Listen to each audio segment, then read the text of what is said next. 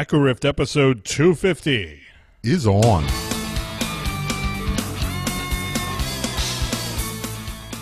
Welcome to the ECHORIFT show. I'm Don. And I'm Mike. And we are the creators of ECHORIFT Comics. Each episode we bring you the best in movies, comics, movies, television, books, fast food, and anything else our producer can think of. This time on ECHORIFT, the boys are on a course returning to Earth. This time we talk about Alien. A very important movie to me, and in some ways our friendship, at least how we became friends. Not so much this movie, but Aliens, to be more specific, which is not what we're here to talk about. But I have a very special relationship to this movie, and I think it's always been a part of who I am, sort of as a creator and as a person, and it came at the right time. I was at the right age, my exposure to Alien, and it was driven by the movie Aliens. But it's interesting what a huge movie this is to me, and really franchise. But Alien and Aliens are the ones that I think of the most. Yeah, I guess it was my age. It's funny. 1979 is the same year that's the year Alien came out, and that's also the year that Phantasm came out. And it must have been the year that I was allowed to stay up 1 hour later or something, because I became aware of scary things that adults had access to that I didn't, in the way of like TV commercials and trailers and whatnot. So I wasn't allowed to see them. My parents never would have done that, but I was aware of this movie being in theaters. Yeah, I was aware of it too. In fact, I remember there was the toy, and I remember seeing the commercials for the toy. And I remember running around my house with a pair of vice grips, pretending they were the Alien toy. Yeah, and I remember my brother had gotten, it might have been in Pollyanna or something at Christmas.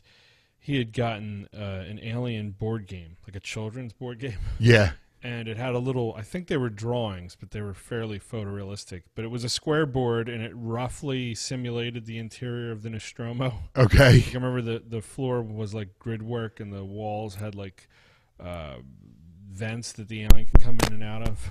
That's funny. I wonder, it's probably worth a ton of money if you could find it somewhere. Yeah, I've seen pictures of it, but what I can tell you for sure is the thing was terrifying. As a child, the one thing that stood out was that, unlike all other aliens I'd ever seen, this thing looked like a skeleton. Yeah. I mean, at the core of this movie is some of the most unsettling decisions that go straight to the heart of, I think, what scares people. And it's been so imitated. Like, I'll bet you there wasn't gooiness in movies before this movie, and then it's been used so many times since then that you don't even remember how it repulsed people. Yeah. Or what a good, I think it redefined monster movies, because it is a monster movie. I mean, it's so many things. It's a horror movie, it's a science fiction movie, and it's a monster movie. And it redefined scary. Like, the entire universe of movies and frights and everything had to be redefined to keep up and to try to replicate. And as far as I'm concerned, really never has. Because to this day, monsters in movies are still sort of based on the alien. It's like we don't even know where to start in a lot of cases because of this. Have you heard what Ridley Scott, what his inspiration was for Alien? Like, no. When he could can it and describe somebody what he wanted to do. Is it the Texas Chainsaw Massacre in space thing? Yeah. That's crazy. Like that is so wild that he was thinking of it in those terms. Yeah, when you consider a movie that is just an amazing technical achievement on scale with Star Wars, like visually it had some of the same creative forces, and it was obviously in the walking the footsteps of Star Wars, so it had to not miss any steps. And by and large, it's visually more impressive than Star Wars in a lot of ways.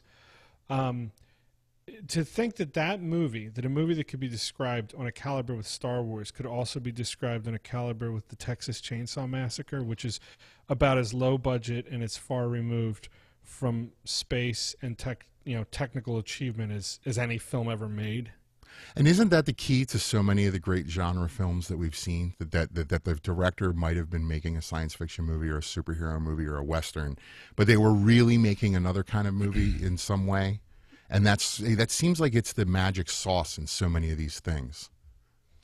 Yeah, I guess there's a juxtaposition of two things that sort of don't go together, or that when they do, they complement each other. But I know. So when you think about that, his idea. I mean, when I think of Texas Chainsaw Massacre, and in my appraisal, he was successful at his goal. Yeah, I would agree. I think of a movie that actually I find more disturbing than Alien, of course, because it's human beings on Earth, so it's more probable. Yeah. Than Alien, but Alien starts out with this crew. Well, you know what? Let's talk for a minute about our personal experience. You'd start. Well, no, that's it. I mean, the movie Aliens, just because it's very quick, because I just think it's something that's interesting about this movie because of my age. The movie Aliens came out in 1986, and I'm sure the ad campaign started earlier in that year. I actually believe I had read the Aliens novelization before I saw the movie Alien, and it was because my mom wouldn't let me watch Alien, and I guess because the movie was coming out, I was allowed to record it because it was on ABC or something. In fact, I know specifically it was on ABC because I had the videotape copy. And I remember it was on a Sunday night, and I remember racing home from school, and I was kind of a latchkey kid, so I watched it after school immediately because I was just so desperate to know the story that came first. And it hit this thing for me as a lifelong Star Wars fan and as a lifelong comic book fan. It hit something that really Blade Runner didn't hit, because I probably saw Blade Runner for the first time around this time, maybe a year or two earlier. It was like what I wanted, but for grown-ups. If there's any way to explain it, like, when you're at that age, you're like 12, 13, that's sort of what makes some comic books like overly gritty, is because it's sort of this immaturity, in my opinion, of when you're 13 or 14, you're like, yeah, I want to have the same toys, but I want them to be grittier.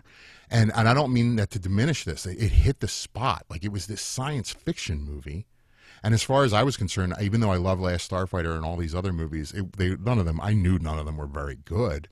So Star Wars and Star Trek were really the only science fiction films that were delivering in the 80s. And then this movie comes along in Alien and of course Aliens, that just, it was like something I had never seen before, but it was in my wheelhouse. It was what I wanted. And it fascinated me. Like, it grabbed me because there was so much. I mean, as a young kid who loved all the things I love to do, and drawing and uniforms and sets and spaceships, and it had all of those things, but it was this rated R adult movie that was really a horror movie. And I didn't identify it as such because I didn't like horror movies. And I wouldn't have said that a movie I loved so much was a horror movie. To me, it was a space movie or something. It was science fiction. And you can make the argument because it's all of those things. But I can't get over what a big deal, because that was my introduction, my visual introduction to that universe. And the ABC version's really chopped up, which is fine in some ways, because it cuts out all the gore and, of course, all the language. And I don't think I needed to see that, because I wouldn't have got off on that anyway, because I wasn't in, the other kids were into Child's Play and Friday the 13th and all that kind of stuff, and I just never had any interest. So I can't get over what a big influence it had on me, because of the age I was and because of what I was interested in. And I think to this day, it's the solidness of the way everything looks, and the acting and everything is just the uniforms. It's so real. It's such a not knockoff. It's such a unique thing. It's such its own thing. It's not something else. Yeah, when the movie, I mean, I agree with you. When the movie opens, it's one of the coolest shots of a ship. The ship it looks like a castle. It's just the first image is a Gothic image, and it's a spaceship returning to Earth, and you can't even tell if you're looking at, you're not really looking at the Nostromo. You're looking at the refinery that's going. So there's these cool science fiction elements that I don't think could ever, like, I can't remember anything like that before. The idea, I mean, the cleverness of just that they're towing a refinery that's processing, I know they say mineral ore, but it's going to have finished its work by the time it gets to Earth, and then it can be used for whatever they use it for. But when you visit the inside of this ship, the Nostromo, the first character you're introduced to, like, little do you know that's the character that is going to die first. Yeah. And a lot of time is spent on Kane. That's the character. And he's kind of the most gentle character in the crew for the little bit of time he gets. He probably has the least lines, even like comparatively with the other characters while he's on screen. I mean, he's a quiet guy. And not one person in the cast is part of the beautiful set. I know we had a little bit of a debate over how handsome you thought Tom Skerritt was, but I don't want to forget that because I know what I mean now when I was saying that. But go ahead. No, but like what I'm saying is it's before the age of having to stock a film with a bunch of beautiful, like super intelligent, super capable people. They're just people. Like their job is to push buttons, and it becomes apparent. I mean, one of the coolest things about the captain of the ship is, although it's evident as a first-time moviegoer in 1979 that he's going to survive. Yeah. You know, because of the way movies like this are supposed to unfold. I lost my train of thought there, but they mess with your perceptions. So, yeah. So for instance, the first character we spend time with is going to be the first character to die. The captain of the ship ends up being sort of a comparatively weak, twitchy character. Yeah, he's like sort of you know what it is? He does not strike me as a captain. He strikes me as a manager, and not just a manager, more like a foreman. And it's like he's not even necessarily a leader. Yeah, as he said, there's a line where he actually says, you know, standard procedure is to do what the hell the company tells you to do. Yeah, that's you know that kind of sums up everything, and obviously that has much more ominous tones as the movie goes on. But when they get to they get that signal that they're responding to, and they find out that they've woken up, and there's these cool. One of the things I love is the texture of the movie, and I'm talking the pure science fiction. If this wasn't a horror movie or a monster movie, they're communicating with Earth, and they're trying to reach Antarctica traffic control. Yeah, which is there's these tiny little details, and those details are as evident in those little elements that are spoken by characters as they are in any inch of the spacecraft. The camera glides along walls where you can actually see the copper circuitry of panels and things. I've never seen a movie before or since that has that level of reality. It is, and it's the best of science fiction in that regard too, because the only other movie I can think of, and it's about feeling like you're in a lived-in universe, is the Star Wars films. Now, they don't have the last part you were just talking about, but that idea of the characters in the film have an understanding of their world, and they refer to it as casually as we do. It's like the thing that William Gibson brought to Neuromancer with adding brands to everything, because we're in a world where everything has a brand, and he brought that, and this is sort of like that. Antarctica traffic control, it's just a place to them. It's just what they refer to, the way we would say Philly Airport, and that makes the movie so real. And then, like you said, the actual I guess it's the Ron Cobb stuff, like the walls and the compartments and the doors and everything about it, and the helmet's just sitting there because that's where the helmet goes, and it's so real and so lived in. It's such a lived in place that it sets you at ease, and it makes it feel so real, like you're there. Yeah, it's funny. There's even, if you pay attention when they're in different rooms, if you've seen the movie enough, there's these symbols, and every doorway has symbols above them indicating what is through that doorway. Like there's the ladder system that you become familiar with, and the spacesuits and the airlock and the medical lab. And those symbols, you can actually figure out where they are in reference to other things once you've seen the movie enough. And that's not explained anywhere. I mean, it's just so well designed. The name Weyland-Yutani appears on a computer console. In fact, it's spelled without a D. Yeah. But no one ever says it. They only refer to the company. And I think they do that 2 or 3 times in the movie. And that's again realistic. Like it would almost, it wouldn't seem too weird. I mean, but when you work at a company, you don't often, particularly if it's a long name, you don't often say the name of the company. You just refer to the company, or you have your own pet word for it.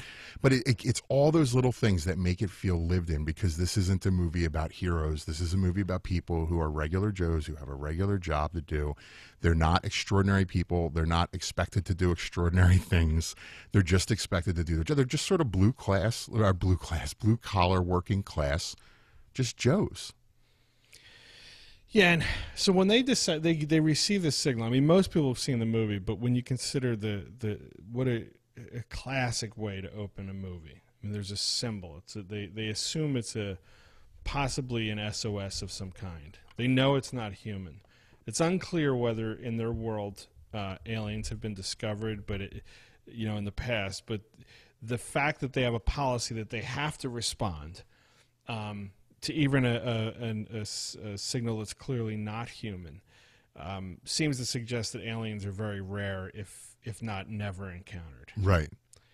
And so when they attempt a landing, I mean, that whole situation of the landing, again, it's a huge technical achievement. I love that Ridley Scott spent the time demonstrating what that looks like, how the crew is apparently all hands on deck.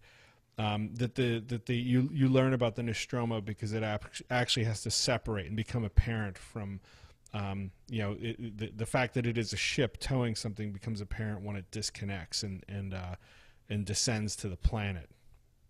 And the planet couldn't be a scarier place. I mean, his decision to have the Nostromo basically lighting everything around it. Yeah. There's no evidence of light until the sun rises on the planetoid. And until they release the Blu-ray, because I'm amazed at how, if you haven't seen this movie in a while, I grew up watching it, and the scenes on the surface, like, to me, the ship that they see is just a silhouette. It's like a dark gray against a darker gray background. I mean, it's not gray, it's like yellowish. But I can't get over on a high end, and maybe it's this way on DVD, but I can't get over the detail of what you actually can see when it's a newer restored print. And it's even more impressive, because I was impressed because before I ever saw these newer versions, I was impressed at how, wow, like, they're just on an alien world, and you don't see stuff when there's no light, and you just kind of got to muddle through, and there's fog, there's different layers of fog and smoke, and there's craggy rocks and all these things. But to see the detail in that higher restored print is even, it adds just another layer of appreciation for what they were seeing when they were filming it.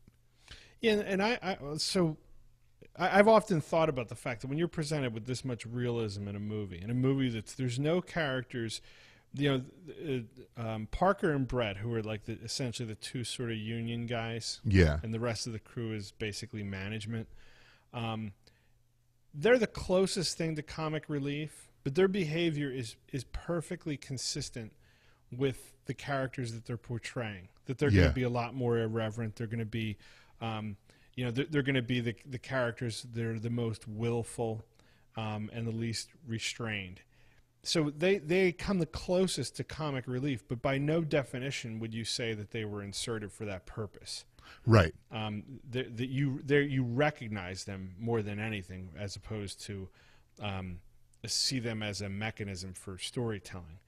And so by the time you're like, we as an audience have landed on this planet that's a lot scarier than any planet I can remember in science fiction. Yeah. It's, to me, I can't think of a better, I'm including Prometheus and Aliens, and any science fiction movie, I can't think of a more forbidding place than the surface of LV-426. Yeah, it's like, why would you even go there? Like why? Like, it's like walking into a burning building or something. Like, it's just such an unpleasant and awful place. It's almost inconceivable that they would go outside. Well, yeah, and there's a scene that they're in their spacesuits, which are fantastic designs. The Nostromo's, sort of surface spacesuits are like, I can't even describe them. They're like parts samurai uniform. Yeah. They look like they have purpose, but at the same time they look and they look familiar, yeah. But at the same time they look very strange and like sort of otherworldly. The three of them are sitting in the airlock as the doors open, and it's one of the coolest visuals. I'm sure it was fairly simple to do. I mean, Ridley Scott always talks about how easy special effects can be and how cheap they can be done and how expensive they are today with computers. And the money that they'll throw at something. But the airlock opens, and right outside the airlock door, you see more of the Nostromo. I mean, they're going to be stepping out onto what amounts to be an elevator that's going to take them down the side of one of the landing gear. And the hostility of the weather outside is just blasts into this sterile white room that they're in, and then you realize how important these suits are going to be to them. I still haven't seen anything that is as cool a moment as that is.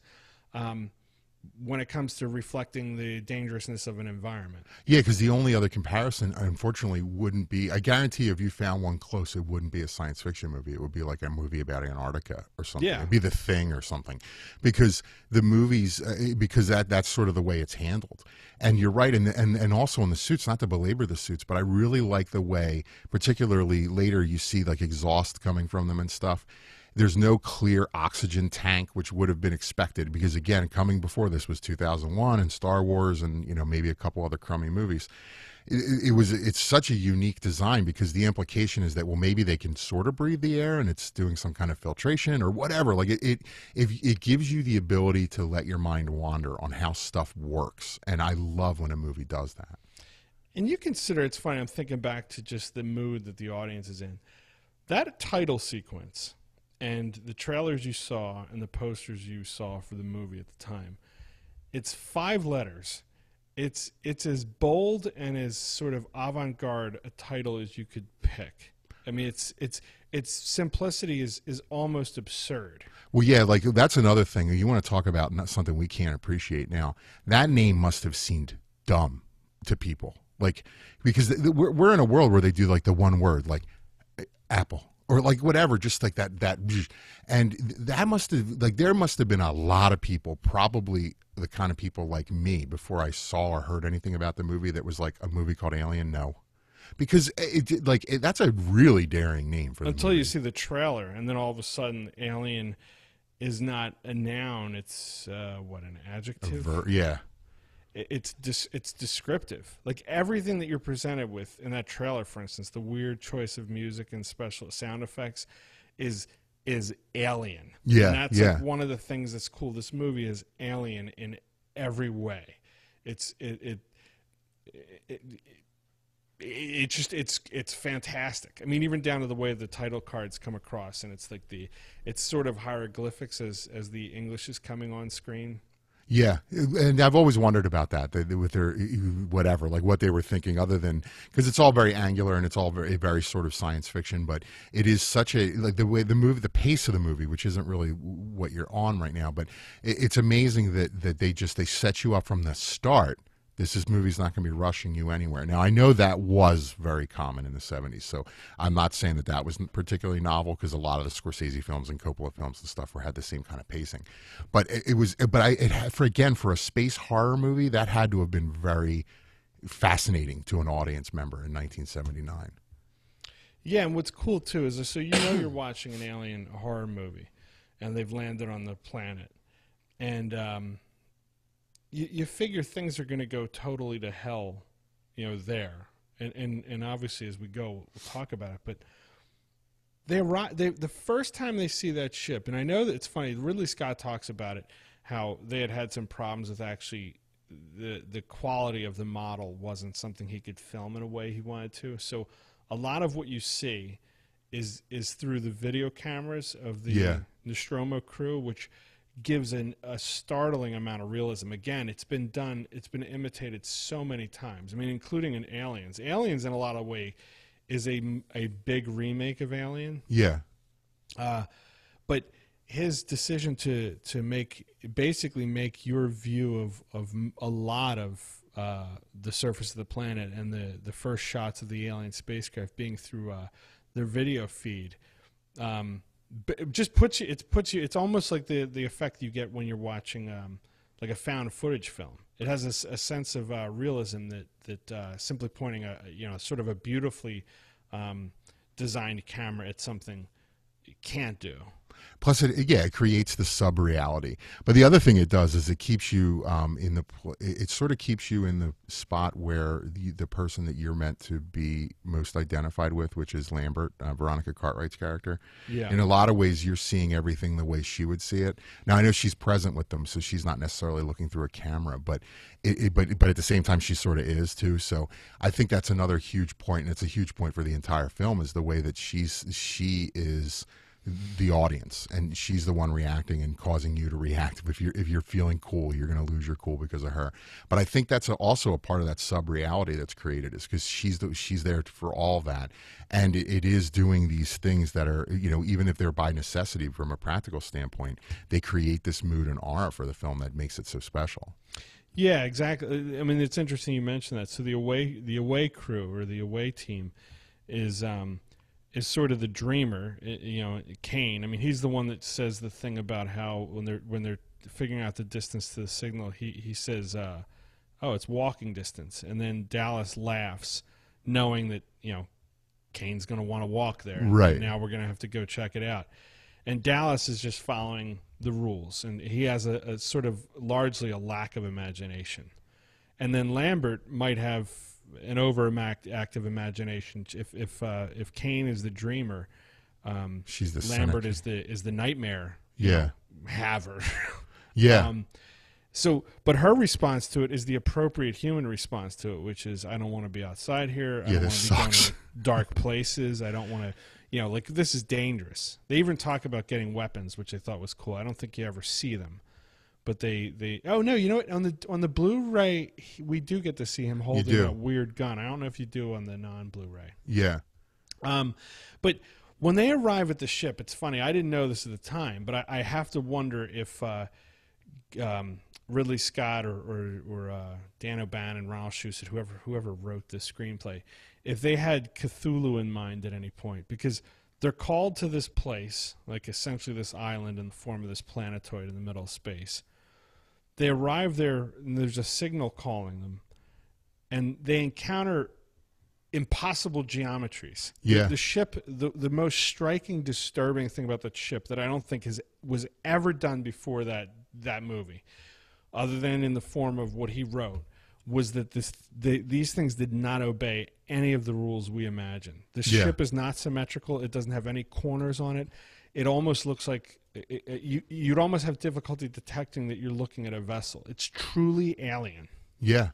Yeah, and it's funny, 20th Century Fox, for that design and for the alien design, were actually against it. They thought it was too, I forget the word they used, but it was just too much. And they, the Brandywine Productions or whoever, like Ridley Scott, won. But that's how bizarre it was to have that sort of thing. And it's so disorienting, and it's so, particularly for a horror movie. Like, I know there are rules in horror movies where, like, things are supposed to jump in from the left and not the right and all this other stuff. But as they're turning corners and as they're sort of climbing things, and that's another thing, like when they're climbing things, it's so real. Like they're people in big bulky suits under full gravity, trying to climb steps and trying to move and navigate these impossible geometries, these cyclopean shapes. And never mind the fact that, like, the genius of having all that stuff be as miles apart from what we've been introduced to for the first 15 minutes in the Nostromo. Yeah, exactly. And what's cool is, I mean, without getting too much into the behind the scenes, there were like 3 different artists or more involved with the designs. But basically, the alien designer, H.R. Giger, and the human spaceship designers were 2 different people. So it's really cool that you literally have 2 different minds at work, and you don't have the same person being involved with all the different designs. In the case of, for instance, Aliens, Jim Cameron basically designed everything. Yeah. And all he had the platform from the previous film to work with, but other than that, I mean, he was on his own. Yeah, but like, so for instance, he didn't bring H.R. Giger back, which I'm not saying he didn't necessarily need it. I mean, he didn't go too far away from the first movie with the second, but it's just a cool thing that from a filmmaking standpoint, if we look at Alien by itself, that decision was just brilliant. Yeah. But yeah, so they get inside the ship and they're wandering through the ship, and you started to mention this, that the space that they're within is too big for them. We've already seen a big ship, but now it's clear that these interior spaces, even the hallways, it's hard to tell if they're hallways. I've never been totally clear on what they're walking down. Or is it an empty husk? There used to be stuff in there. Yeah, there'll be the walls curved at these weird angles up on one side and not the other. It's not even clear if the floors are flat. Or if they're floors. I mean, there's only one element that we'll get to that gives you a sense of where the bottom of this is. Because if it were any different, you wouldn't know if they were walking on the ceiling.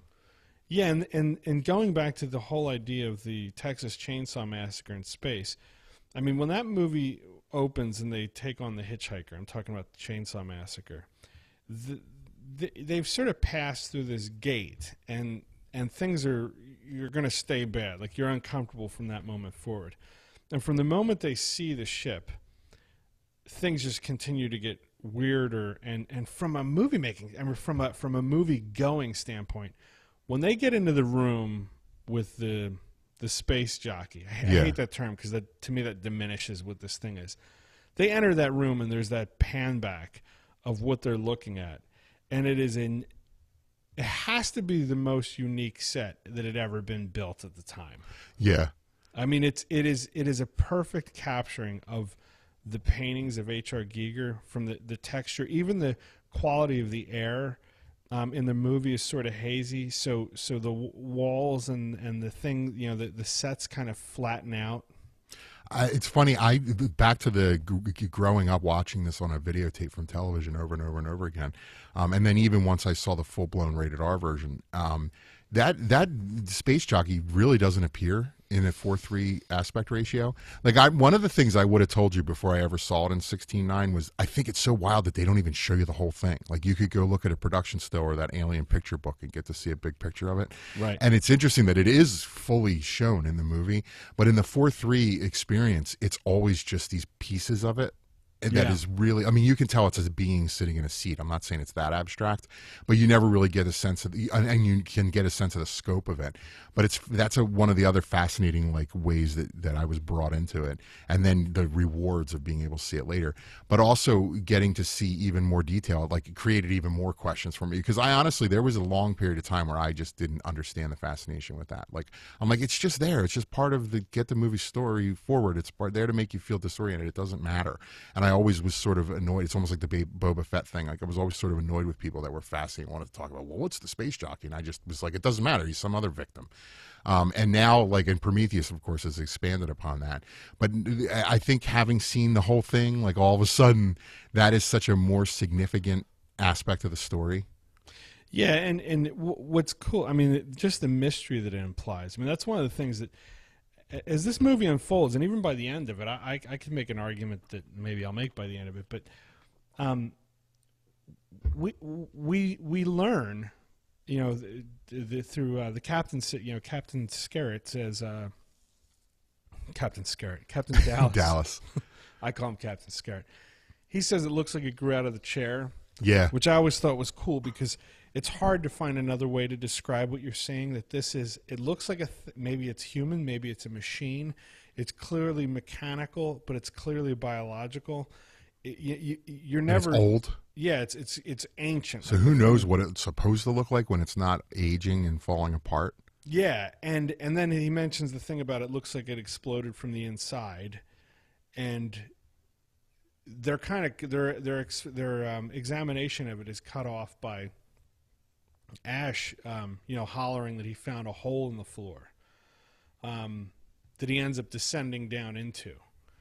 And I think it's cool that they've got the little crane that they have for him that goes over the hole. They're ready for the little tripod. Yeah, I remember reading there's a novelization of it that's written by Dan O'Bannon and Ron Shushit. Or maybe it's just Dan O'Bannon. It's very good, and it's very detailed, and it doesn't alter the movie in any way or the story, but the levels of detail it gets into. And I just, for whatever reason you bring that up, the thing I remember most about the novel is the lengthy discussion of that crane. Because there's this whole interaction where they're talking about who brought it and unpack it, and I guess he really was fascinated with it too, because he describes it in loving detail for 2 pages of just them setting up that tripod crane so they could lower Kane down into the hole. And it's cool too. They go down to that hole, and that's another vista shot where you get to see the size of the place, the weirdness of it. There's no discernible surface that doesn't seem to have either a purpose or a design. There's no flat floors or walls. Right. Everything seems to be either part of some kind of growth or a structure, or something in between. I mean, the biomechanical aspect of the Alien universe, especially in Alien, is it's just thought provoking. Yeah. It's interesting to think about how much, and I just because I really want to do the same thing for the other, at least Aliens and possibly even Alien 3, is I keep forgetting, and you're reminding me of all the things that Jim Cameron added to the concept of the aliens that really isn't established in Alien. Like the idea that the aliens make things look sort of like the inside of that ship, and that's not necessarily implied at all in this movie. You know what I mean? Like anyway, I don't want to get into that, but it's just funny as you're talking, I'm reminded of things. I'm like, and we're about, and I want to talk about something that's about to happen that never gets brought up again in the Alien movies. And it's interesting that's something that I never really struck me before now. Yeah, and I mean, of course, you know, Kane encounters the. I'm curious what you're going to talk about. Well, now if you want to get to if we're going to talk about Kane encountering the egg, he breaks that plane, that like electronic plane. Yeah, it's cool. And that's just never happens again. And like, other than the beacon, it's the only bit of technology that seems to be functioning on the ship. Yeah. And it's not clear if it's and again, the whole question, I don't even think Prometheus has answered it, but I don't want to go into the sequels because I want to talk about what you're left with at the end of this movie. Is it's unclear as to whether the eggs are cargo, if they're an infestation, if they are part passengers. Yeah, like if they're passengers, if they're part of the pilot's, you know, race or kin or any, like, you know, if they're, I know there's are they weapons, are they something that was on the planet already that he crashed and then found them? I mean, it would seem that he became infected, you know, and then had the crash landing, but none of that. I mean, the whole idea of them finding a shipwreck and it being the most bizarre shipwreck you've ever seen is just haunting. I mean, I think that's the reason why it's fascinated so many people. Isn't the Boba Fett, like, let's see more of it. It's what was that? Like, what comes after it is so shocking that you forget that they ran into themselves out there. I was just going to say another unlucky crew. Yeah, I mean, it, particularly with the eggs and stuff, like it's a parallel Nostromo in another way. Yeah, I mean, and like you said, like all the what ifs, like are the eggs just them in their sleeping chambers from the first scene in the movie equivalent for these aliens?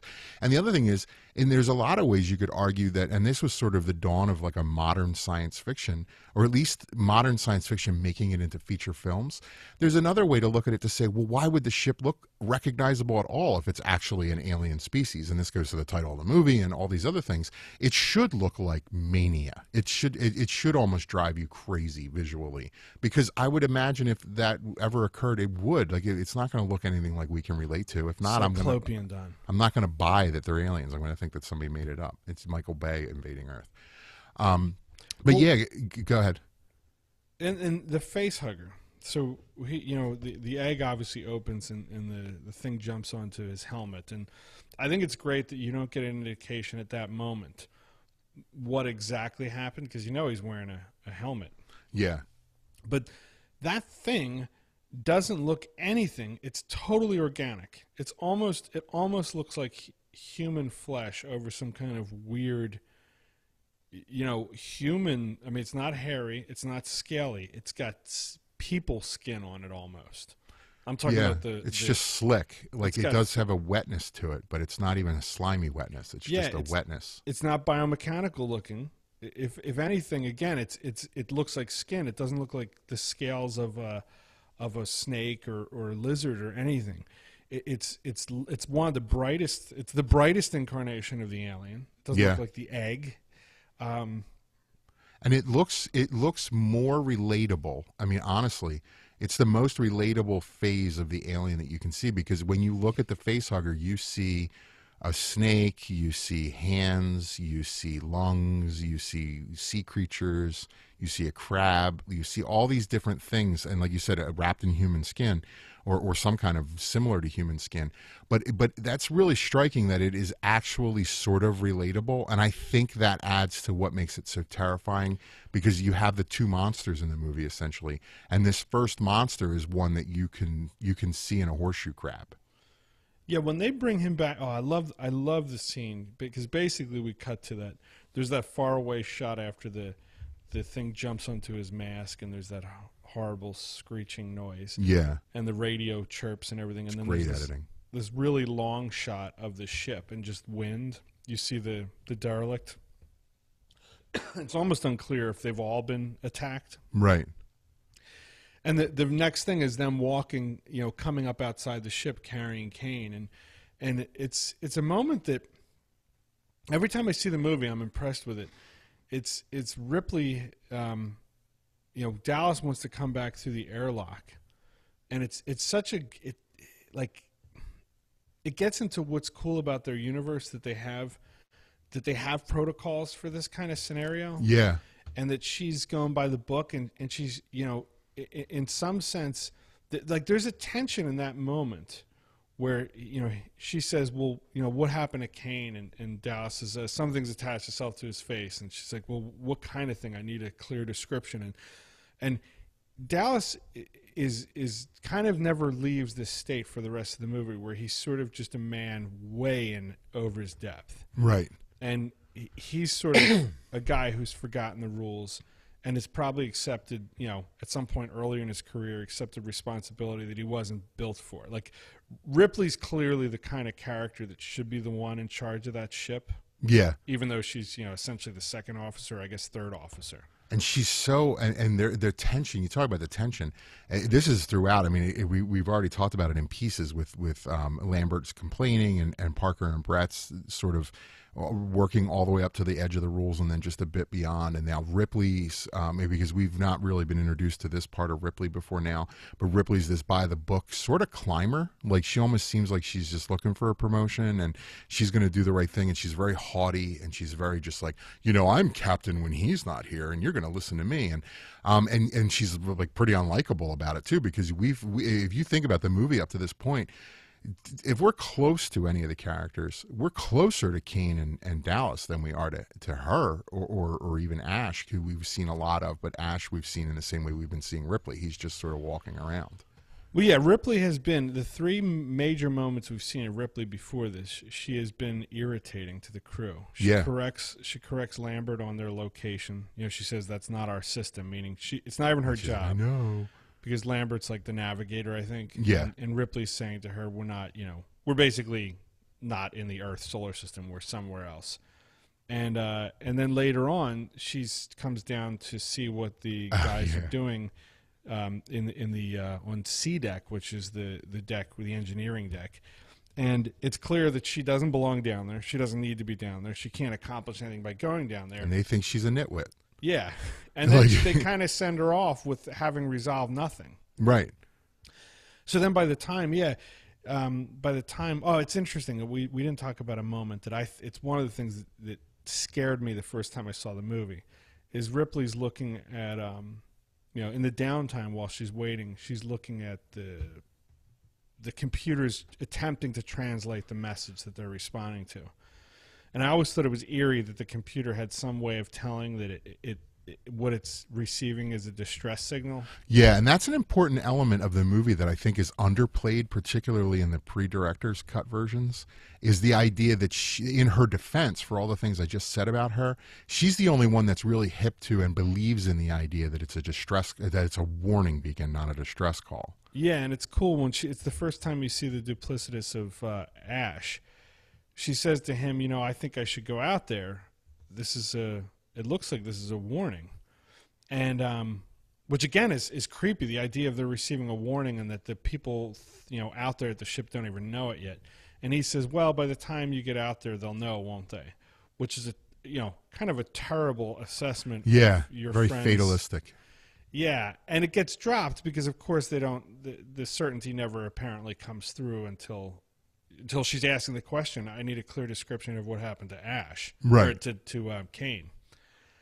And then Ash opens the airlock door, which is a great moment. Like, just the idea of him seeming at the time to just be perhaps rational and willing to take a certain level of risk that's designed to save a crew member and potentially sacrifice the ship. But he seems to have exercised some heart there in that moment. Yeah, and he even seems to have, which is interesting because I mean, Ian Holm's such a great actor, and he's the most seasoned actor of all the people in the cast. But he does seem to slightly, but not overly, really ponder what he's going to have to do. And then but at the same time, particularly with the rest of the movie in mind, you can watch it a second time and say, is that an act? Yeah. And so it's really subtly played, because he stands there and he sort of waits, and I think he like clenches his hand and he's like thinking, and then he just bangs the door and opens it. And it's a really cool, and like you said, at that point in the film, particularly the first time you're seeing it, he's the ship's doctor. And Dallas has already decided that we leave no man behind, even if it infects the rest of us, and I'm making that call, and Ash just seconded his decision. Yeah. No, and it's cool, and that leads to one of the interesting. It's one of the few scenes before hell breaks loose that you get to see just a simple dialogue between two characters. It might be the only private dialogue between two characters. Is when Ripley stops Dallas in the hallway, and she says to him, you let him in, and he says, well, what do you want me to do, have him die out there? And she's like, well, by letting him in, the whole ship's exposed. And I know she has this conversation with Ash, I'm sorry, I'm confusing too. They're talking about Dallas wants to know if they can leave. Right. He just wants to, like, Kane to repair the Nostromo. Yeah, Kane is now in the medical lab with this thing attached to his face, which I love. When they open, they have to cut the helmet off, and it's opaque. It's not see-through anymore. Yeah, and you can see something through the helmet because apparently the thing melted through the helmet. Yeah. So God knows what state his face is in. But when that thing comes off and you see it, till this day, I haven't seen a better prosthetic sort of prop. Yeah. As that, and of course the alien later. That it works they have the camera is up close enough that you can see every bit of the texture of the thing, and it looks real. Yeah, and particularly when he went and puts like the calipers or whatever you want to call them on the knuckle before when he's getting ready to make the cut, and he calls it a finger. Yeah, which is creepy. But when he puts the clamp on the finger, and it's funny that the one of the few science fiction-y weaknesses is I think that laser cutter's a little dodgy looking. But what he's doing with the hand, with the way that it grabs the finger, there's just this weight. Like I can feel it. I can imagine putting a clamp like that around my own finger if I were holding something tight. I mean, it's an amazing prop. Yeah, and it's funny, every time I see you mention that, I always think that the thing they're touching can feel them touching it, and it could hurt him, and in fact, it does because it starts tightening. Yeah.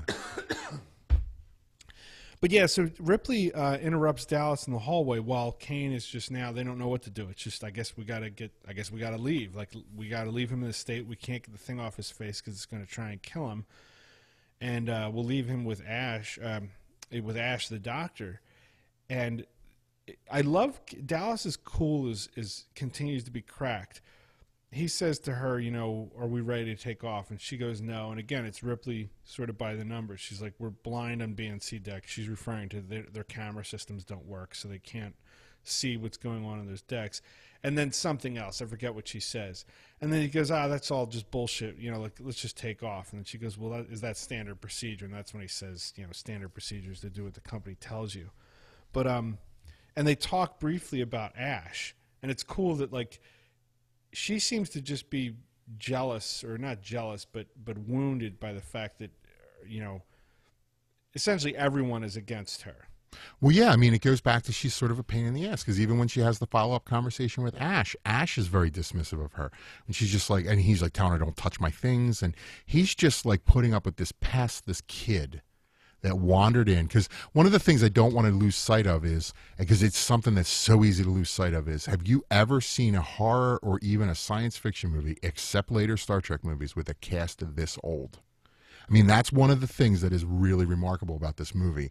And that's part of where Ripley, now that Ripley's playing into it, Ripley is clearly younger than everyone, possibly by as much as 10 years. Yeah. And everyone else is, I mean, I can't think of a horror movie that features this many, 5 out of 6 of the actors are in their late 30s to their 50s. And it's it's pretty impressive because it adds so much to the thing. And then even if you're a moviegoer, you've never seen Sigourney Weaver before, but you've seen Veronica Cartwright and you've seen Tom Skerritt and you've seen Harry Dean Stanton and the movie that Yaphet Kotto had just been in was huge. That's why he got picked for it. So it was this movie full of movie stars, which is what Ridley Scott wanted.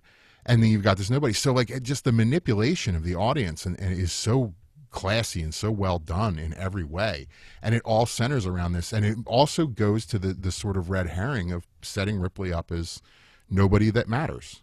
Yeah, but it goes. It's the one thing that's cool about this movie is it's nonstop, unexpected. When they take off, if you watch that movie, if you watch that scene, everything about the musical cues, everything about their, the fact that he just talked about how they, her implication, and clearly she's, even though she's annoying, you can tell that she's actually right. She's the person not being listened to. And people start to side with her even before things like Brett Parker starts saying things like, just freeze him, man, just freeze him. So he's not happy, even though he'd never say that he agrees with Ripley. Yeah. So she's even getting minor justification, though no one would give her credit for it, for her opinion, among the other members of the crew. But if you've seen horror movies, you know that they're not going to. This is Alien. They're not going to take off. The ship's going to fail. Yeah. And that whole scene is pretty intense when they go to take off. I mean, it's clear that they've all got their fingers crossed. They've had discussions about it. We know that the ship sustained damage on the landing. And we know that this movie's called Alien, so they're going to have problems. And they managed to get off the planet. Yeah. Like they haven't run into the alien yet. Yeah. Right? And so when they actually successfully leave the planet, up until there's a musical cue where it kicks in and they all start laughing and clearly they've made it. Everything seems to be okay. In fact, even Kane wakes up from his coma, and the alien has fallen off his face, and they find it, and it's dead. And I'm sure audiences knew something was up, but the something that was up was probably that he would transform in some way. Right. Yeah. Because I'm sure nobody thought the movie was, oh, it's over now and then nothing happened and it was really about a ship crashing. But there is that but what's going to happen next? It was until someone had been spoiled, and that became one of the most famous scenes in movie history. Like you said, you would either expect his eyes to turn yellow and he'd start attacking everybody, or I don't know what, but you wouldn't expect what happens to happen. Or that there was an alien stowed on the way on the ship somewhere, like something else they haven't seen yet. And the face hugger's the alien. Yeah, and we won't even need to waste time. The alien pops out of his chest. Everybody knows that. But it's like you forget that audience has never been presented with a thing that just kept being something else. Yeah. Like from the moment they land and see the first creature, and then the egg, which is a threat, and then the thing inside the egg, which is a threat, and then the thing that comes out of his chest, which is kind of like a snake slug with metal teeth. It's still not done. Yeah, and the metal teeth, what a wild... Again, we're back to this weird biomechanoid. It's part of what the alien's going to become, and it's part of what it just came out of. And they have that discussion where they realize, from their attempts to cut the thing that it bleeds through the hull. I mean, right. That scene is so borderline ridiculous, but it's filmed so brilliantly, of the acid just going through deck after deck. Like, when had we ever seen that before? Like, the thing that they can't deal with, and there's literally nothing they can do. They're at the mercy of this. And that's why they had to succeed in escaping, too, because they didn't know about the acid. And when they have to be in outer space, so they can't shoot it even if they have guns. I mean, think about it as a writer. You wrote yourself into the perfect corner, which means you've given the audience a great horror movie. You've got a monster that you can't shoot at, or you can't chop its head off or anything like that, because it'll just kill you in a different way on its way out the door. And that's just that is amazing, backing yourself into the corner. I mean, talk about removing the gun from the mantelpiece up front and saying, nope, you're not going to have this. I mean, that's astonishing. And that's why they had to go to space, because the jeopardy had to be even higher than if having an alien atmosphere get in. I love the line when Ash says, well, most animals retreat from fire. And that this crew on this amazing ship in the future is reduced to having to fight an Like it's a animal with tiger. fire, Yeah. like they're well, like almost like they're out in the wilderness. I mean, Yeah. in a sense, they are. But the idea that they'll be on board their ship having to, have open flames to fight this thing And is to be, really and it shows you the desperateness of their situation. it also shows you the brilliance again of this set design, because they built an environment where you couldn't film a movie in whatever office you work in and have it plausible that a flamethrower or whatever be part of the movie, because you just be like, well, it's dumb. They're just going to burn themselves to death. So, I mean, it's all the way down to like the brilliance back to the set design. No, the sets all look like something you could probably get away with doing a little bit of firework and not burning the entire thing down. And what's cool too is you forget about this because you've seen the movie, but the characters and the intensity at that moment after one of their crew has died horrifically, shockingly, they're scared of the thing that came out of his chest, the little thing that came out of his chest. They're frightened of because they've seen what a little thing that came out of an egg could do to a human being. Yeah.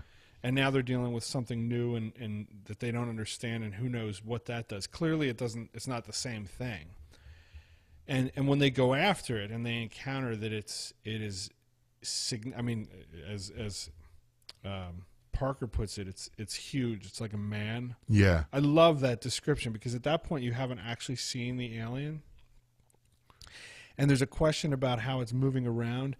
And someone says, this is another element that I love of Alien that has gotten forgotten. Because nowadays the alien is treated like a tiger crossed with a lizard dragon. Yeah. It's just this hissing, whipping, Video game gnashing thing. tooth thing. When the alien, Ash says at one point, Kane's son, which is the freakiest line. Yeah. Like, this thing is part of Kane. Like the implication is that this thing has a level of intelligence, possibly even an appearance, that's based not on human beings, but on Kane himself. Like, it has the knowledge, potentially, of the science officer of the ship. Yeah. Yeah. And so it knows how to hide from them. That line is so loaded and so forgotten. Yeah, and it's loaded in another way too, and it's a boring for what we usually like to talk about. But and I'm just going to say it briefly to give it credit. The other thing about it is the fact that it really lends credence. It doesn't sound like one of these after the fact things. The movie Alien, in so many ways, is a feminist movie. The man is raped and it has a violent birth, and it's a movie where basically, and Dan O'Bannon, the writer, said it's sort of a movie where he wanted to sort of do the opposite of what all horror movies had done before it. But when you consider the deliberacy of Kane's son, like it's just another layer of, they did intend that and they did mean that when they made the movie. And even though the movie's not preachy at all, they had that kind of stuff in mind when they were writing it, and it even comes out in the dialogue without beating you over the head with it. Well, yeah, because if it had been done to a woman, it would ring in some way familiar. Which is everything that this movie did was to go in the opposite direction you'd expect. Yeah. But yes, it's just it's the movie just. It's a great moment. So when they find the alien, they actually encounter it for the first time in its full size, and this is after they've come up with the motion detectors, or motion detector, which another is used. permanent feature of all science fiction now, Yeah. which still don't exist in real life. Yeah, and a brilliant mechanism for scaring an audience without showing it a thing. Yeah. The combination of the sound, like I can still remember the very first time seeing the scene where Dallas goes into the vent after. Oh man, the sounds of those doors closing, the sounds of the beeping, the sounds of the breathing and the flame, the flickering of the pilot light, like the sounds in this movie are amazing. Yeah, and I mean, you can see water vapor and condensation on the people and the objects. And he's like duck walking in their sneakers through the hole, like just everybody's like. That's just the sound in the movie. Like, you, even without a score, it's so rich and so perfect horror movie. It's not funny. And it's the second time. It's probably the final. Well, it's definitively the final time we see Dallas panicked. Yeah. But it's the second time he said, "I just want to get the hell out of here." Yeah. Yeah. Which, and that's the last thing he says before. When they're telling him, like, look, you got to get out of the thing's coming at you, and he basically picks the wrong direction and ends up running right into it. It's funny you mentioned in hindsight, I can't imagine why anyone, like even watching it, like acting like I've seen it for the first time. You're mentioning all the reasons why obviously audiences would assume that Tom Skerritt is the star of the movie. And that he's the Indiana Jones that will survive it all. But it's so funny that the movie really doesn't present that. Like he's like just doing the thing. Like, I don't know. Like, I wonder if I probably would have thought that Parker was the one who was going to survive or whatever, because again, it goes back to just the constant second guessing. Well, because go ahead. Go ahead. Well, no, there's a neat scene. It's funny you mentioned that, where he takes sort of charge, where he says, Ripley says, I'll go into the vent. And then he goes, no, I'll go. And it's like sort of we've seen her once after another time be countermanded by people. Like, it's just sort of literally the story of this character, and she is really wounded by it. Like, she doesn't just seem angry; she seems hurt by it. You know what I'm talking about? Yeah. A close up on her reaction to that, and she doesn't say anything. It's cool. Like, it's again brilliant decision by Ridley Scott to not have her flip out and have a big argument. It's just like, you know what that's like, right? Like, you've been there before. Yeah, and the what follows is pretty much. I mean, there's stuff to be said about the winnowing down of the cast. But one of the things that I forgot to mention in the beginning when I was talking about my experience, this is the first movie I ever saw that went this way. Like, I remember one of the things, because I wasn't a horror movie fan. One of the things that was the most remarkable to me about this movie wasn't the science fiction, and it wasn't actually the horror, it wasn't everything. It's that only one person survived, and that only that everybody kept getting killed. And I know, and I even know now from looking in like just older movies, that's been a part of horror movies. It's in Friday the 13th, for crying out loud.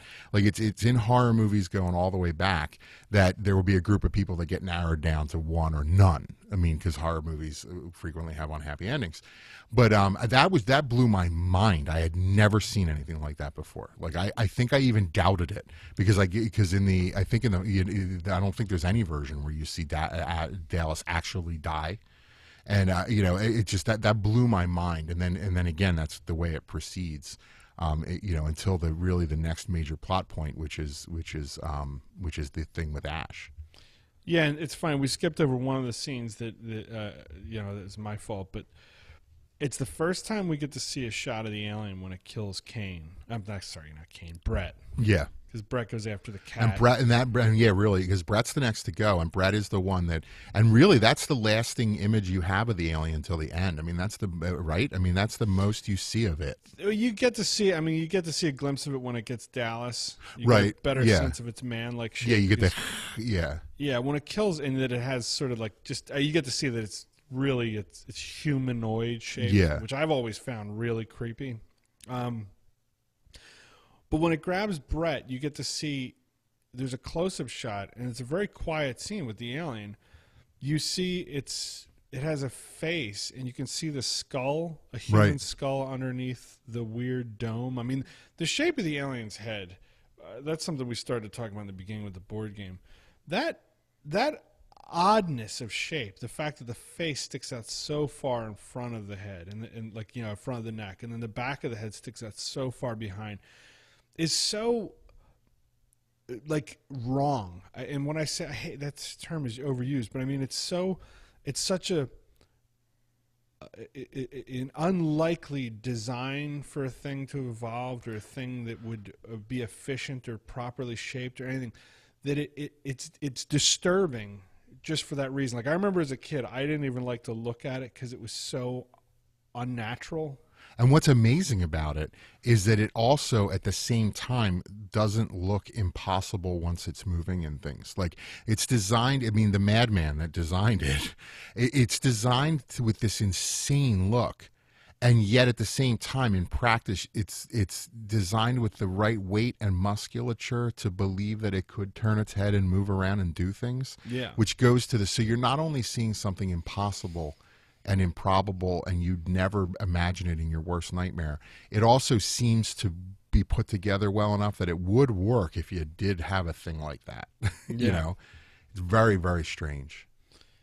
It's funny, after Dallas dies, it's cool that's when Ripley is definitively the leader. She, Yeah. you know, she at this point she has access to the computer, And no one's arguing with her. well, yeah, and she has some debate with Parker, but Yeah. it's an intense, debate between people that are trying to survive. But it's cool too that it's the first time that they are talking about fighting back. Like before that, they had been talking about catching the thing, and they kind of didn't have a plan. Once Dallas gets killed, because Dallas is the first time that they've made sort of the same mistake twice. Right. Like when they lost Brett, they should have changed up their game, but Dallas is like, well, we just got to continue. And by the time that's happened, I love that Ripley and Parker, because Veronica Cartwright's off the deep end. Yeah. And of course Ash. I love that line when she says to Ash, "Look, what's this? What do you have?" And he's like, "I'm still collating." Yeah. So he's not helping them. He's the most intelligent person on the ship, and that the two of them have just Parker and Ripley are all of a sudden essentially of one mind. Yeah. And they want to over. destroy the thing. I love the line when she's like, "We'll put it in the airlock and blow the fucker, out into space," and then he says something. He goes, "If that means killing it," and she goes, "Obviously that means killing it." I that scene of the two of them arguing is fantastic. Yeah. It's intense. I mean, there's a little bit of backstory to that. Ridley Scott had come in that morning and he told Yaphet Kotto, he's like, interrupt everything she says. He's like, I want you to piss off Sigourney Weaver to get what it ends up being just an amazing performance between the two of them. And he did a lot of that, and it goes to the thing about she was the youngest, and there was tension on the set for her being the least experienced of all of them. And he did a lot of filming their practice scenes, and I think some of their practice sessions are in the film. Okay. And that's part of the tension of the other actors and her, and it all adds to the tension of Ripley with the rest of the crew members in the fake story. Is part of is this young actress learning how to be on a movie set for the first time with all these seasoned actors. So it's cool that he messed with people like that. And yeah, so it's cool that the evolving threat that now has evolved in the fact that the storyline isn't even taking the turns you expect. The captain's dead. And this character that has been unlikable and couldn't possibly be in charge is now in charge. And when she goes in and she gets control of the mother, the computer, and she discovers that there's a sort of a conspiracy at work. I remember as a kid seeing this movie, maybe in like 7th or 8th grade when it was on TV. It was the first time I was allowed. And I remember my parents were kind of like, I don't know. Well, because it was it was along with The Exorcist. In my family, it was there beside The Exorcist as something that is basically evil. Yeah. And that no one in their right mind would pay attention to. Yeah, and that was pretty much the Like, I remember the reaction to the movie was like that. It was like, people. I'm talking. And that was the era of people really believing that, like on top of backmasting and devil worship and all that sort of stuff. Like that was something that was in the zeitgeist. That was in the American mind for a lot of people. There is evil coming, and it's being shown on our movie theaters, and it's being like all these other things.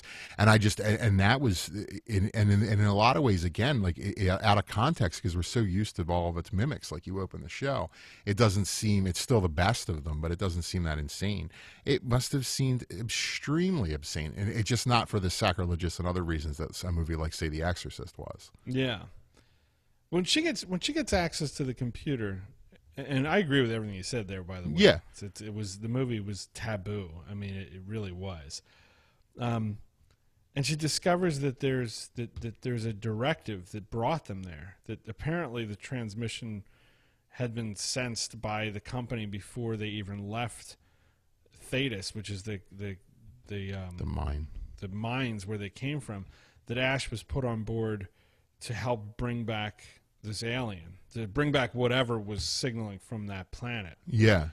And that the crew is expendable. Like I remember, and I love that Sigourney Weaver's actually is crying, that Ripley's response is so frustrated. Like it's not like a helpless female. Yeah, it's not a like, poor me, yeah. Like sort of Lambert has devolved into kind of the classic, just hysterical, female of an old horror movie. Sigourney Weaver's Ripley's response is just absolute frustration. I mean, what worse news could you get than not only are we up against the impossible, but our own people are are determined for this to unfold the way it's unfolding. Yeah, there's no card anywhere stacked in our favor, and there's no one to rescue us, and there's no one even interested in that, and there's no silver bullet hiding anywhere for us. We are on our own, all the way down to the point where the people that know we're here don't even care if we survive. They just want an empty ship with that thing in it, and they'll be happy. And they have their amazing revelation with Ash. Yeah. Like when Ash attacks her after she confronts him about the special order, and he knows about it, he says, I thought it was clear, basically. And then he attacks her in kind of a strange way. I mean, to this day, I don't even completely understand. The roll-up magazine. I don't understand what I'm seeing in that scene. But Parker comes in and hits him, and causes his head to be knocked almost off.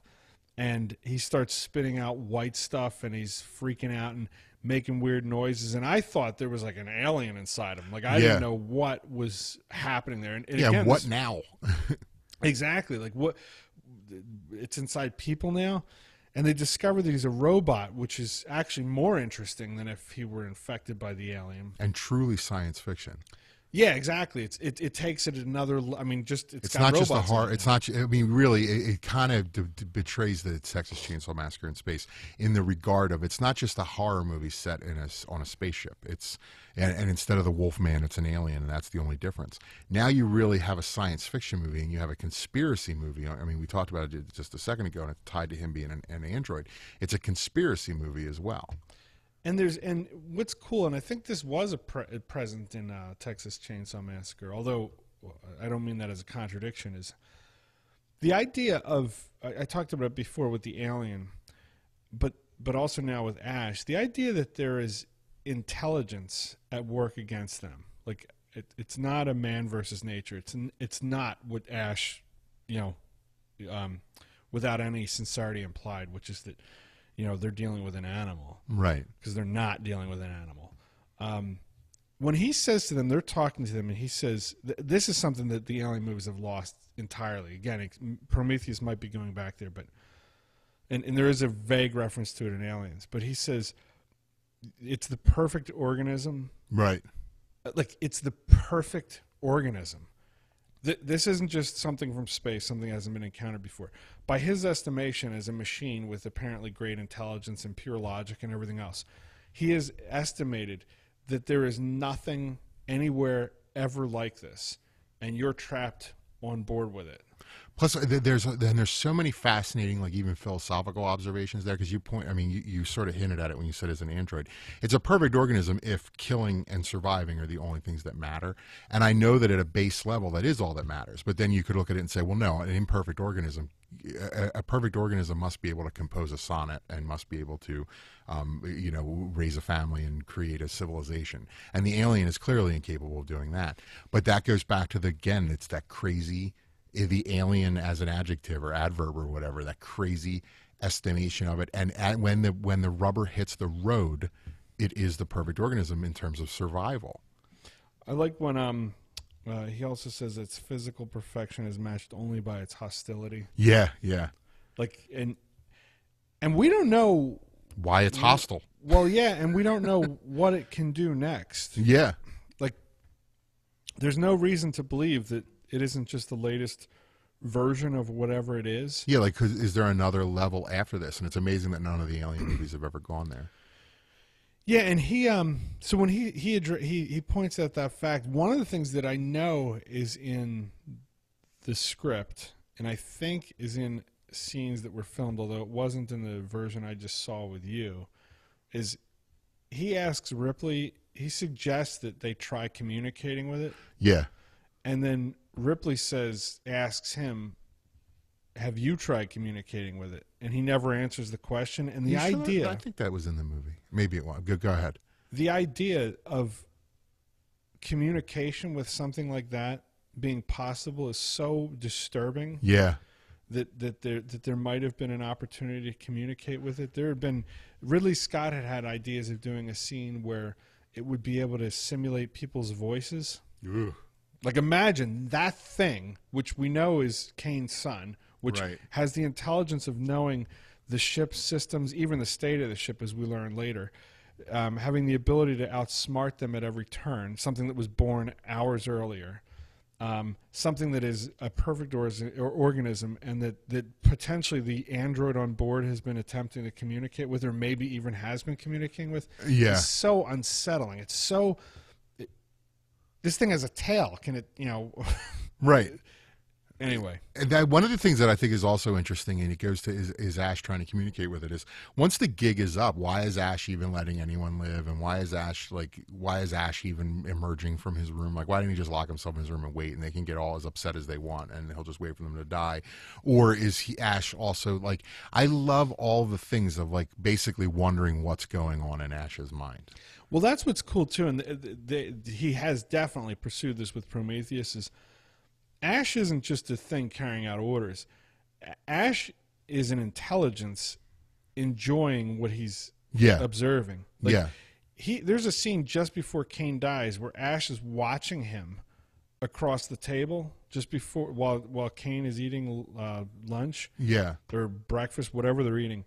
And Ash, it's a great shot, like of just Ash waiting to see what's going to happen. He knows this guy's going to die. And because that ultrasound machine, like that machine of his, didn't have an ultrasound in it. Like, I mean, the implication that Ash knew there was something wrong, and there's an unshown scene where Ash said he's fine, and he's not fine, and no doctor in even 1979 would have let that go under his radar. He would have known there was something inside of Kane. Yeah, no, you're right. I remember reference to that.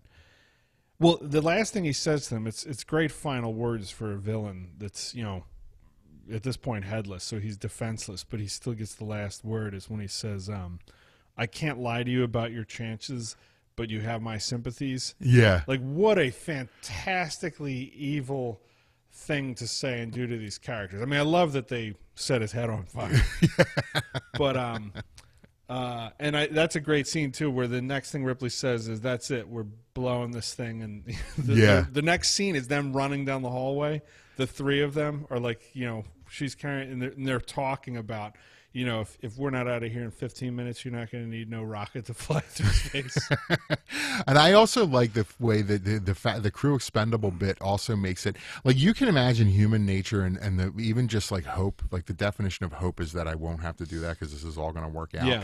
Is that destroying the ship, it's not her ship to destroy, but when she knows that's crew expendable, then all bets are off, and if you can do that to me, I'll do whatever I want. Yeah.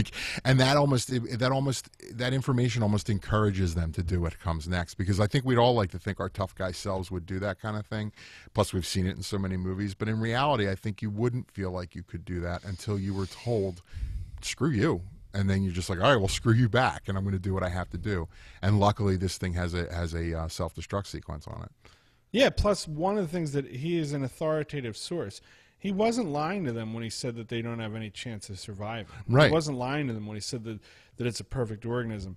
If you as an audience don't believe him, which of course we all do, if you don't believe him, then there's no reason to blow up the ship. Right. But we do believe him because we know that he knows it. It's one of the great things. It's one of the necessary things about that character.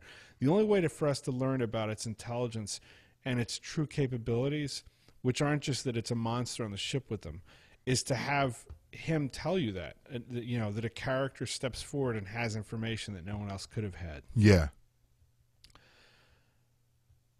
Yeah, so that's the rest of the movie is their flight. I mean, it's some of the most famous scenes whenever anyone thinks of Alien is Ripley, running around alone in the dark, with a flamethrower and strobe lights and everything else, trying to escape from this thing after everyone around her has died. And again, I really didn't expect, I really thought at that point they can't go any further. Parker and Lambert are safe, and they're not. Like, it's within 5 minutes they're dead. Because again, we're in the third act; it's all downhill from here, and the pace of the movie does actually pick up substantially compared to the rest of it, as it should. But even then, is it the first time I watched it, I'm like, "There's no way Parker dies. Like, he's been here. He might have the most lines in the whole movie for all I know. Like, he's all over that movie, and he's probably the most shocking." Two of them are killed together. Ripley goes off by herself looking for the cat, which seems like she should be the one who dies, right? Yeah, yeah. She's repeating. She's repeating Brett's mistake all by herself. Yeah. And then there's the sequence of her, setting the bomb and then having to unset the bomb, and then getting onto the narcissist so she can escape. And and that's when sort of the most shocking part of the thing happens, particularly in regard to the alien and its intelligence and everything else. And that's that the alien put itself on the life pod. It knew to, because it was there before her, so it was there waiting because that's where it wanted to be. And I always wonder, did it care to even try to kill her? Did it just have its own mission and then they crossed paths again? Like, would it have been happy to never cross paths with her and it wouldn't have mattered and she might have been able to survive if she just stayed on the ship? Yeah, I mean, the impression that you get is that it was comfortable in its location. That it had gone into there knowing that she was going to, presumably understanding what was happening to the ship, and knowing that the best place to be was where she would be leaving, because it didn't kill her. Right. Because she's got to drive the ship. Right. And that it would have presumably waited. I mean, they have no reason to believe that it couldn't wait as long as it needed to until there was more options than would be available inside that tiny capsule. And that's about one of the only nice things I can say about Alien Resurrection is that they brought that back, the idea of the alien being that intelligent in a couple sequences, because that's demonstrated early on. I mean, you're not beat over the head with it. They don't spell it out for you in closed captioning, but you have to, if you think about what you're seeing, that's exactly what occurred. It knew to be in the escape pod. Because we're a nerd, I said the narcissist, but that's what the escape pod's called. And I don't think a lot of people. The shuttle won't take 4. But it knew to be on the shuttle, and it was there in advance. So, and again, I think the thing I said. I mean, I could be making stuff up, but did it go there anyway? And it was just going to hang out there. And then if the Nostromo made it back to Earth, fine, it was safe. And if she took off, fine, it was safe. It didn't need to kill her because it needed one to fly the plane, to fly the ship, because maybe the alien isn't that dexterous or intelligent that they could actually pilot a vessel. But either way, she runs into it, and this is the thing that I think is actually kind of charming about the movie is in those last moments, it really does become a traditional horror movie. You have the heroine in her underpants. I mean, and because that's done not for a stupid reason. Like, we can all roll our eyes, but one of the reasons why the killer often strikes a woman while she's getting changed or in a shower, it's not just this unsavory nature of, ooh, look at her boobs. That's when you're most vulnerable, when you have no clothes on. Like, that's when you are most, like, all these other things. And so it's really neat that in those last 10, like, classic moments of the movie, it does unabashedly start to borrow obvious things from other horror movies. And really, to me, it's almost like the first time the movie says, hey, this is a horror movie. And I know that sounds dumb, but so much of the rest of the movie is so stylish and so well handled and so different than what we've seen before. It's really neat and like charming. It's hard to say charming in a movie like Alien, that the movie does become that in its final scene. And I think that's awesome. Yeah, and on top of the idea that the claustrophobia of, true, the movie's been claustrophobic to that point, but there is literally nowhere to go. Yeah, the spaces can't get any smaller than where she is. Yeah, and to have something that size, it's it's in a what amounts to a single room with the heroine. It was a brilliant false ending. Yeah, because the movie feels satisfying when she blows up the ship. Yeah. And there's a couple of seconds of quiet moments that seem like they could turn to a credit she's sequence. Singing. I mean, yeah. She's done. She's happy. She's got her cat, and even if she does miss the other people, her relief at being alive is overwhelming any ability to be sorrowful or have regret over anything that happened. Yeah, Alien, Don. What an amazing movie. Oh, and there is a reference in Aliens to it sounds like I might be bashing Aliens at times, but there's a line in Aliens that Hudson has. Ripley says they cut the power, and then Hudson says, how could they cut the power? They're animals, man. It's true. You're right. It's such a great moment where Jim Cameron's like, no, I'm reminding the audience that these things are not animals. Like, they have the intelligence of the colonists. Yeah. They know their way around this place. They can, It's funny. It reminds me of something that's always bothered me. And you and I had this discussion with each other recently, and I realize that I probably don't have the best footing for it, and that's the thing that it bothered me. The whole idea that if the alien came out of a dog, it would be dog-like or whatever. And it's funny that like I don't really have a leg to stand on with that because some of the strength in the first two movies is the fact that the alien came from people, and it's actually because you're not clubbed over the head with it in Alien. It's not as obvious, but it really is obvious that it mattered a lot where the alien came from. The fact that it came from a Kane and the fact that it came from a humanoid. Yeah, I think it does. I've always kind of thought that the reason why something so weird looking would still stand like us and have arms and legs like us had to have been based on the fact that it came from us. It goes back to the line of Kane's son. Like that line always had great import to me, that that is why it looked like a human skeleton and it looked like a man and yeah, and like it may have the tail and it may have a thumb on both sides and it may have the crazy head, but fundamentally, like they may be the only fundamental elements of it, and in fact, it's if the movies continue to be canon, the inner jaw isn't even necessary.